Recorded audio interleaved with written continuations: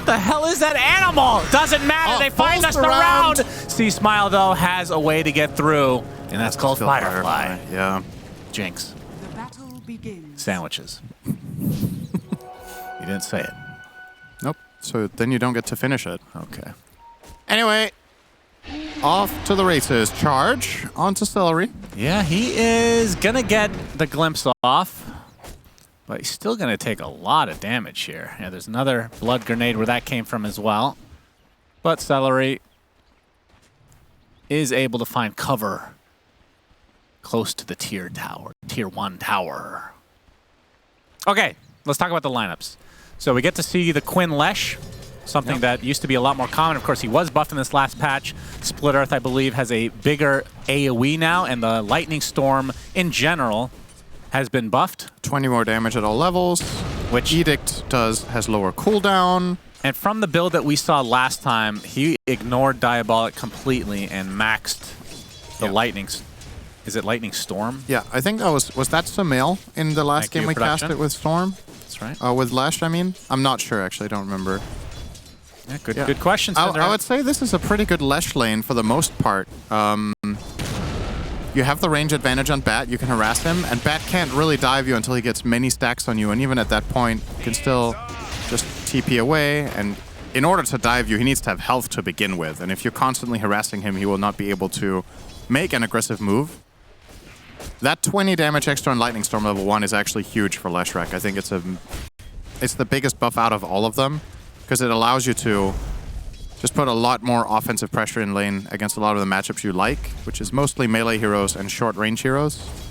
Bad Rider obviously falls very much into that category. Disruption. Tofu, yeah, has to get off the disruption here. Ace. Can they actually kill Pakaz? The tree was eaten, I believe, by Panda, if I'm not mistaken. And Pakaz, he's still going to end up dropping, and the courier's going to go down with him. Nice first blood for Ace. Yeah. Aggressive skill build. Love to see it. 1-1-0 on the Timber. Not that common. A completely different approach to last game where Ace went 0-4-2. Yeah. This time around, he's valuing the damage a lot more, and it's giving them a great start to the laning stage. I gotta say, I did not feel confident in EG's opener. Going Bat Darkseer, I feel like that's extremely telegraphed. And Gaming Gladiators had ample opportunity to find their solutions for it, so they're going to grab themselves 2 supports that are good against both heroes in Disruptor and Shadow Demon, and then also get themselves the Bloodseeker, who also fair spell against both heroes. So I think EG have their work cut out for them, and they need to do well in this laning stage and get this ball rolling, because the one thing their lineup does really well is play mega aggressively.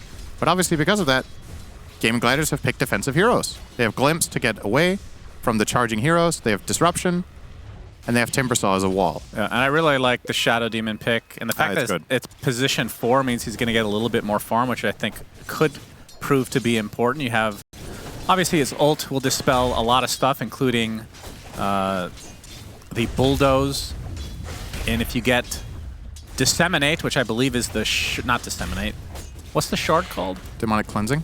Oh yeah, the Cleansing. The way that works, if I'm not mistaken, you put it on an ally and it continues to debuff them, right?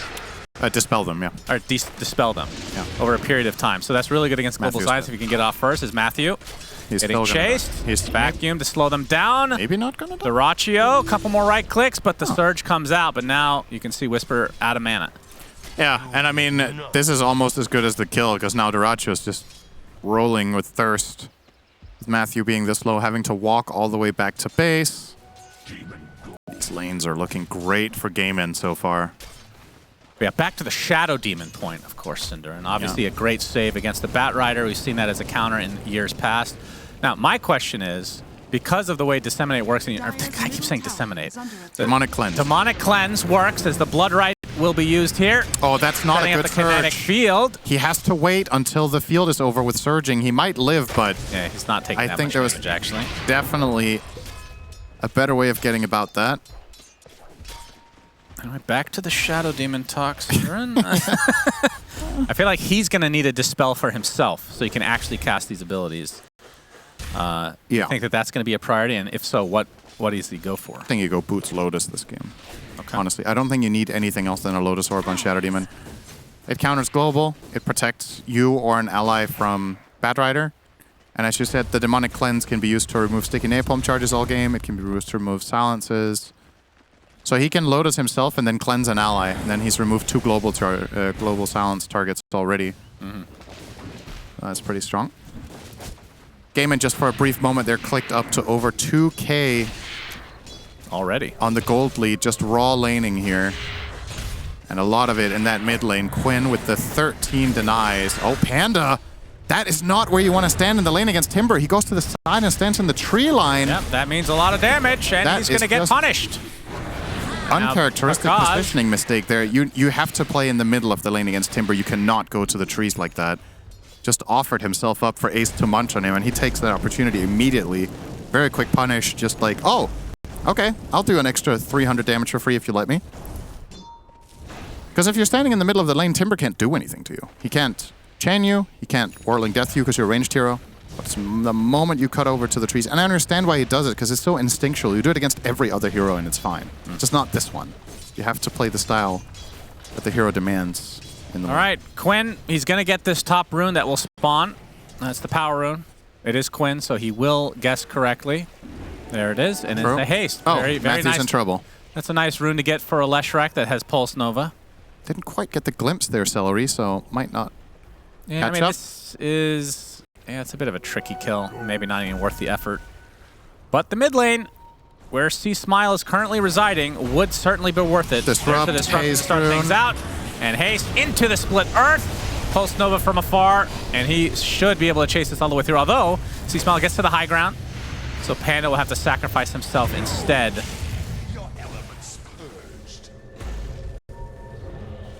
Could have been a lot worse for EG for sure, but as you said, not off to the best of starts as Whisper taking a stack, but Quinn's going to show up and yoink. He's going to steal some. Oh my god, if Whisper would have died there too. Okay. Still, he loses 3 big creeps, and he desperately needs this. He's 1,000 behind the Bloodseeker, and level 4. Dyrachyo, 5.5. Almost level 6. Every lane is going so well for Game in this game. Top 3 cores, and they're almost all 3 neck and neck as well. So all of them just having a wonderful time. And EG, their lineup does not play very well from behind, I have to say. TA needs space to farm. Batrider is a momentum-based mid-hero, and he's losing by 1,000 to Quinn. Just flat out getting outplayed. There isn't much else to say. I don't think these lanes are supposed to be this one-sided in theory. And if they are, then they got outdrafted. So I don't know which one's worse. Yeah. Having said that, though, EG have, in this tournament, had starts like this, and they have come back with a vengeance. Yeah. But they are against Gaming Gladiators, the 2-time reigning major champions who haven't looked exactly their self in this tournament. But they are starting to put it together as of late. As the Rupture comes through on the Panda, who's only level 4. And Tofu gonna right-click him down. Quinn, he's got 3 stacks of Sticky Napalm, but with Tofu nearby, C-Smile's not gonna go any further. Yeah, so that's a lasso wasted as well. EG have not found a kill yet. And they've tried. But it hasn't worked. Dyrachyo closing in on Maelstrom.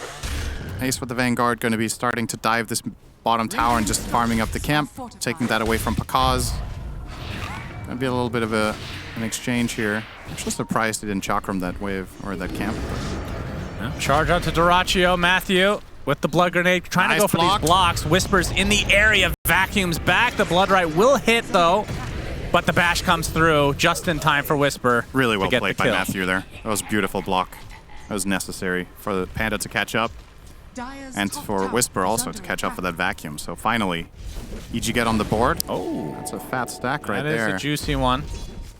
C-Smile has been living in the jungle this game, which means he hasn't really been mid as often as Quinn. That is a huge stack for this point in the game. And I'm pretty sure he's the one that stacked these. He's visible right now. Okay. Thirst is kicking in, so they would know, but nobody's nearby. Yeah. However, Whisper will get glimpsed to his death. Yeah. After TPing, I believe. Indeed. So. And Pakaz is going to get gone on by Ace, the Chakram, eating through those refraction charges. Pakaz with 4 stacks of Shadow Poison. Ace running a bit low on mana as Pakaz trying to find an avenue that does not include trees. Good luck with that. The river's a good place to start, though. The charge comes in from Matthew. Connects onto Tofu, which means Pakaz likely will be able to run away. Up, see Smile. Quinn's going to slow him down with that Lightning Storm. Pulse Nova not quite in range, though. But Matthew does eventually fall, but either way, that's still fine for EG. They pull a bunch of members of Gaming Gladiators out. They don't lose the carry that was being pursued. That was really good movement. For some more stacks to be taken. Really, really good movement from Pakaz there to not get killed. He had to sidestep the Shadow Poison. He had to avoid the follow-up Timber Chain, and he juked everything. So he will survive, but it's a small consolation prize, because yeah, you do live, but you didn't farm anything for a full minute, more or less. Whereas the enemy cores were still finding theirs. Has to TP top now. He wants to go for the Ancient stack, I guess. Or at least the big camp. With the Dragon Lance, he should be able to farm both relatively safely. If he has coverage, and Panda is going to show up and leech a bit to get toward his level 6. And so is Matthew. So a little bit of family farming here. That's one ugly family. Whisper will be able to TP out. Static Storm placed, but not able to hold him in place. Still getting forced back to base again on the Seer. Really, really falling behind here. And that's the risk you take when you pick Darkseer like this. The only hero you saw was Timber. So you're giving the enemy team the opportunity to double counterpick you. And Darkseer is a very straightforward hero to counter. You know what you're going to get. You're going to get 8 out of 10 times. Oh, hang on. Panda, he's dead. Yes, he is. Oh, Cinderin, don't do this to us. He pops the Global Silence. Actually, will walk away. Flame Break now. Onto Tofu. Gets off the Demonic Purge, but won't save him. Keeping it interesting for you, Shannon. Thank you. I knew he was fine. With that Global will stay alive. Bottom tower will be claimed by Ace. EG closed the gap a little bit here. Obviously, farming that huge stack will help a lot on their total net worth as Pakaz shoots up to second. Almost first after this one as well. Necessary for TA, though, to be high on the charts, especially when Darkseer isn't doing this well. And just to finish off my thought from before, when you pick Darkseer first phase, when no enemy hero that you're going to be laning against is shown, you know you're going to be playing against either a melee 4 that uses Iron Shell or against some sort of strong harassment position 4 like Skywrath Mage. So you can already prepare yourselves for what you want to set up in the lanes, and they grab that Bloodseeker and build around it nicely with their supports. When 4 levels in Edict. This was a different build than before. Yeah, so last time we saw Lesh, I think it was 4-2-4. This one started out as 2-0-3. Yeah. And he's kept Lightning actually on 3 as the charge comes through, hitting multiple heroes, but Matthew... don't know what the plan was there. Maybe he was just trying to... Demonic Purge into Ace's Burst. I guess he felt like he needed to do that to save his teammates. Maybe he did. Racho. Yeah, gets off the Rupture, but the lasso coming in. Panda's in the area as well, gets the Arcane Curse off. Last Word goes off as well. And Dyrachyo is going to TP back and regain all of that lost HP. More stacks. This time for Quinn, who gets punched by Keith the Bold. Steals all of these juicy stacks. EG have been stacking so much this game. And they farmed most of it themselves, but a little snack there for Quinn will complete his Bloodstone in 13. And that aligns with the Lotus from Ace. They are stupidly strong right now, and EG are not ready, so... Despite this 3k net worth lead, it doesn't sound like much, perhaps, but keep in mind the majority of it is on a TA that cannot contest this lineup right now. She can't fight into Lesh without a BKB. Maybe with a Deso, she can kill him fast enough if she gets the catch with her Bad Rider and Spirit Breaker. For now, that is just not happening, so... Gotta respect the power that Gaming Gladiators bring to the table here and keep ramping up. And that does mean that if Gaming wanted, if they fancy their chances, they could go for an aggressive smoke, maybe kill someone bot, get a tier 2 even. They're looking to wrap around Matthew, but a good ward here will show things. Next item for Quinn's going to be the Boots of Travel. As Matthew was looking like he wanted to repeat the previous death, but thinks better of it. Oh yeah, Deso is just about to be online for Pakaz. And C-Smile working on a BKB. Radiant are scanning. And from Whisper's side, the Aura Machine. We've seen games on Darkseer where they are beyond farmed at this point, where they already have 2 auras finished. Yeah. He doesn't even have 1 yet. He's still working on the mech. Yeah, definitely tough times. But like you said, was Ward, they see Pakaz. picked very early in the draft. Not going to find the glimpse. They really wanted that glimpse there. Celery was ready for it.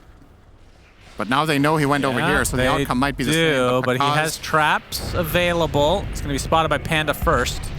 Gets the Arcane Curse off, and Shield Rune activated by Quinn as Matthew gets a big charge onto 4 heroes. Even bigger vacuum to follow. But where's the actual follow-up? There's a Static Storm trying to give some space to Quinn, but he's getting bursted from afar as that Desolator, like you talked about, if they find the right opening, Pakaz can do a lot of damage, and we saw it there. Just an amazing read from EG. They were like, all right, they definitely saw Pakaz. They want to get the glimpse. They might just chase him into the Ancient area. So they were really well set up. This trap goes off on 4 heroes. They get a beautiful charge here. Matthew going through 3 of them. Then they get the global opening, vacuum. There wasn't even a wall there. He hasn't skilled it. Imagine that. Level 9 Darkseer, no wall point. Yep. But it didn't need it. Celery happy about dying? Was that from now? I don't know. I think he was just caught off guard. I love Dota. I mean, that's the thing I do like about Gaming Gladiators is they have a good attitude with things, you know? They have a lot of happy guys, and then there's Quinn, of course. Yeah. He's happy when he's winning. And this year he's been very happy. Absolutely. In pro games, at least. Yep. And just like that, Pakaz now top net worth in the game.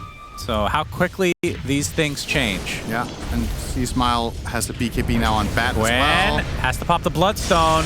C-Smile with the BKB, lasso back. We can see Tofu and Doraccio in the area. They get the Rupture onto Matthew.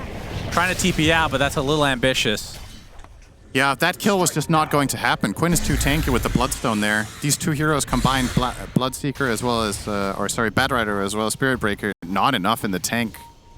Even popping the BKB lasso, they didn't even get close. Like, Tofu TP'd into Disrupt, and he was like, wait, you're not even in danger. No, grab a free kill on the way out, so bad judgment there from EG's side. They need TA to kill this Quinn Lesh. Wants to dive here. Very aggressive. Quinn. That's Maybe because some TP's coming in. The glimpse back onto C-Smile, but the global silence comes in. Look at the damage from Pakaz. The Psyblades just rip apart Gaming Gladiators. Static Storm is placed, but really only catching 1. And that is 3 dead. Make it 4. All of them going to Pakaz with the ultra kill. Whew. Okay. That came out of absolutely nowhere. I knew he was going to stand a fighting chance with the Deso, but they are just finding the perfect opportunities. This is the 2nd time now game in. They're invading into an offensive position behind a tower. It was the same top around the Ancient area and get punished both times. Now Doraccio gets found. He'll die too. They charged him a while ago. He healed because he gets the 1 kill. And now he runs away. Cinderin does it again, everybody. Can you believe it? I actually cannot believe that. I'll be honest.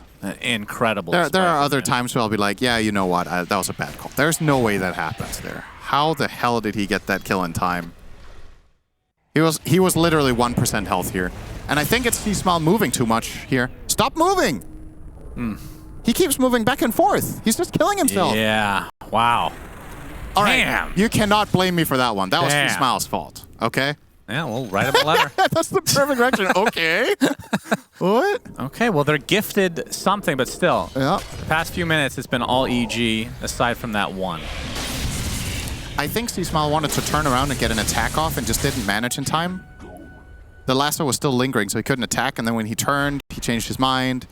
It's really unfortunate, because, yeah, we might laugh that off and be like, you know, shit happens, but that's actually a really key moment. They lost a core, and the enemy core survived because of 100 movement on the ground with the Batrider. really, this would have been a 3K lead instead of 1K. But they will get the Roche. So that's a nice band-aid here. Pakaz will be continuing his absolute streak in this game. Getting huge here. BKB completed. I imagine daggers soon to come here. This Aegis in hand. And the question is how long TA can do what she's doing here. Because you've got this feeling that eventually Bloodseeker with Blood Mist and Leshrac with all of his damage over time will eat through the refraction and just eat her alive. You always have the Demonic Purge as well, which is actually kind of big problem for TA in a lot of situations. She wants to move around the fights and navigate it. But right now, the strength of EG's lineup is very apparent. If they get the jump, if they global on their lasso, if they global on their charge, kill almost anybody. Maybe except the man on your screen right now with a Lotus Orb. He'll be a tough one to crack. He'll be a tough nut to crack. Yeah. Indubitably. Level 17. Yeah. Minute 20? Got the Blink Dagger soon. Level 17? Yeah. 17 at 20 minutes.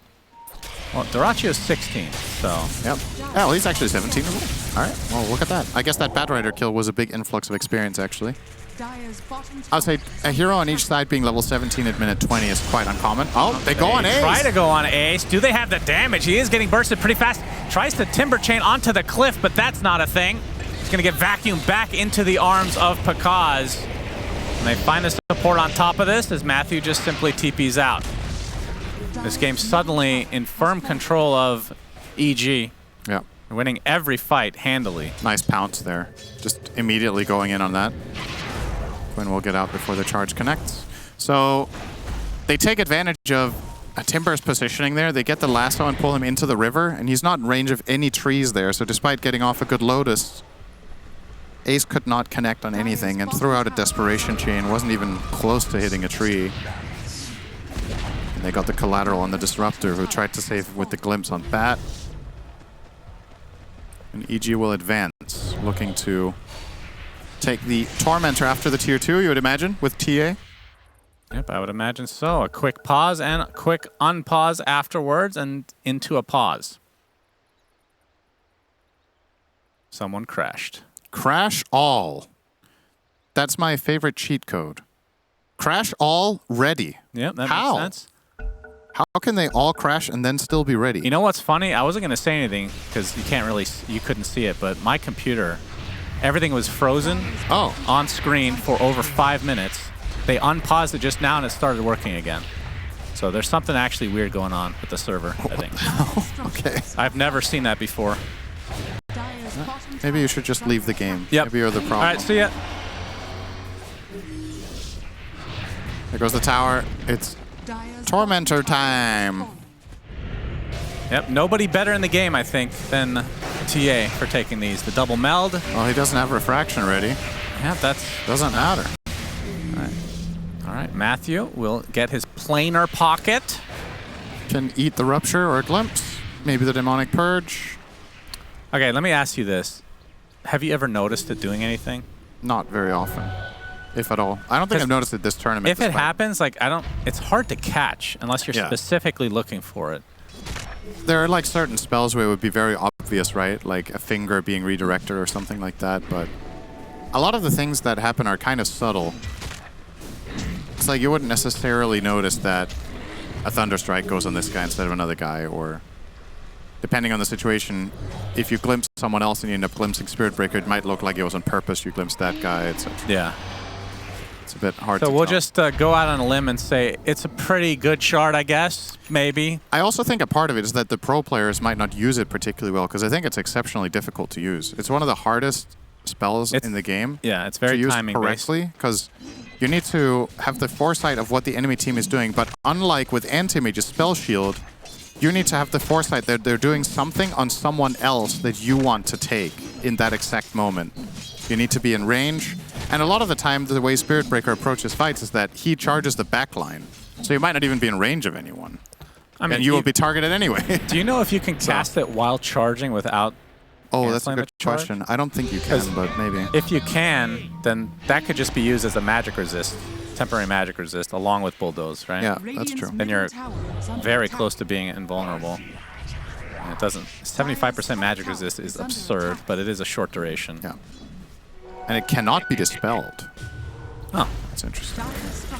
Oh. Yeah. But I mean, you lose the magic resist immediately if they cast a spell on you, right? Because then the planar pocket ends, or? Am I remembering it wrong? I don't think so. I don't think that's connected to that at all. I think you just get magic resist for 6 seconds. Effect ends when the first spell is redirected. So I guess if you use it and people cast spells on you, it should stay, because then the spell wasn't redirected, right? But if they cast spell on an ally, it breaks. Who knows? Ask Fogged. He's probably tested that one 100 times. Yeah, make sure you guys tweet at Fogged if you have any questions about anything in Dota. He's more than happy to answer. So it could be anything from how does this mechanic work to how do I get better at the game. Cinder, you literally made this joke yesterday. I know, but not everyone was watching. And if they were, they want a repeat because it was really funny. Here comes the smoke. Good EG. Gonna break immediately. Yeah. Still on the low ground. See, Smile gets the opening into the global silence. Vacuum wall as well. Dyrachyo, he's living a little bit longer, but eventually is brought down by Pakaz. Tofu's tumbled as well. Celery's next. And Game and Gladiators just falling apart at the seams. Yeah. Every fight in the last few minutes has been a complete disaster for them. Yep. All right, Matthew. Gonna use the charge to ward. Cute. I like that. Yeah, this, I was really worried for EG, I gotta say, after the way the first 5 to 10 minutes went, but these two moves from Game and Gladiators where they invaded, both of them backfired so hard that they effectively gave EG situations that they weren't able to find themselves, and they counterplayed it beautifully both times. They found 2 great team fights out of it. Now they're knocking on the front door, minute 25. They don't have 4 all of a sudden. Doesn't look like it. They do, but they didn't use it yet. It doesn't show that it's... Oh, wait, no, they don't. You're right. It looks like it's on cooldown to me. 3 minutes. Yeah. Once that tower goes down, they'll have it, but... Yeah. Yeah, the tower almost taken out. Outright.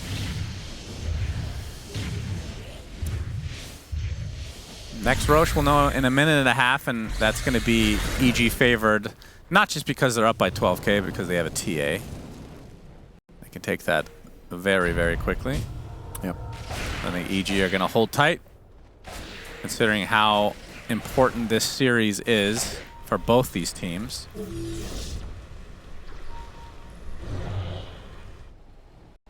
But regardless, we will have tiebreakers tomorrow no matter what. Only question is, who will Gaiman be playing against? 2 other teams? Or just the one? And what will they be playing for? Either second or to stay alive. Quite the difference. Yeah. This series makes. And EG performing well under pressure here. This is, you could argue, the most important game of the tournament that you're watching right now. And they're definitely showing why they are a candidate for a top 4 finish. We've seen a lot of great games out from them across Group Stage 2 in general, but it felt like they were on a little bit of a decline the last 2 days, I want to say. And this one looked like it was going to be no different until recently. Oh, the Rupture onto C-Smile. Pops the BKB, goes to high ground, and is just going to TP out. And that's the trade for the Dyrachyo, Rupture, and BKB, as well as Ace. He's the only one inside the wall for now, as Matthew gets a nice charge onto 2, as Tofu is insta-gibbed. He almost killed Quinn with that side blade. Yeah, he felt it. He felt it real good. We'll have to back away. And surprisingly, Gaiman don't lose more than just 1. Gonna see the replay here.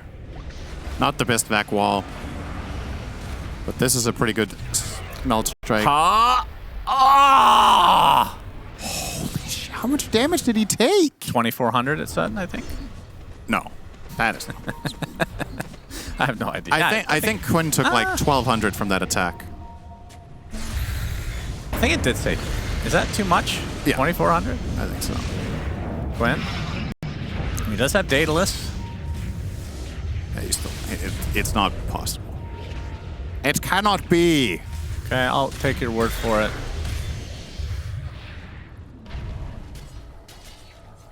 Quinn getting closer. Oh my god, he has a DD, Shannon. Okay. We are looking at literal one-shot territory against Shadow Demon.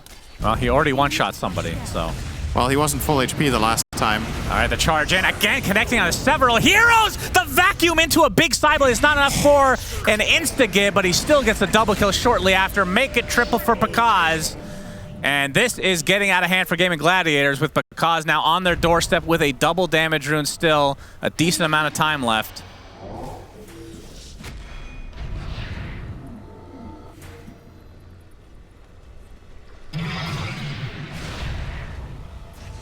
Okay, they're going to try to surprise him. Yeah, good reaction. Not going to hit. Quinn has to pop the Pulse Nova ahead of time with the Bloodstone as well. Dyrachyo. Looks like they want to chase Pakaz. But again, the vacuum into the right clicks of Pakaz are just way too much damage. He's going to blink in, finish off Dyrachyo. Double kill for Pakaz. Only thing he's missing this game is a Rampage. And he's going to try to go for it. Charge is going to connect onto Ace, as well as Tofu. Nether Strike is back. Triple kill for Pakaz, making an Ultra. Will he get the Rampage? Up. Shadow Demon's going to delay this a little bit longer, but that just sets up a nice right click from Pakaz eventually. He's still disarmed, and there it is, the Rampage. Every denomination, make it a double Rampage. Good job, Pakaz. GG's called. Holy fuck. And that is the end of game 2. Wow. Good lord. I mean, sometimes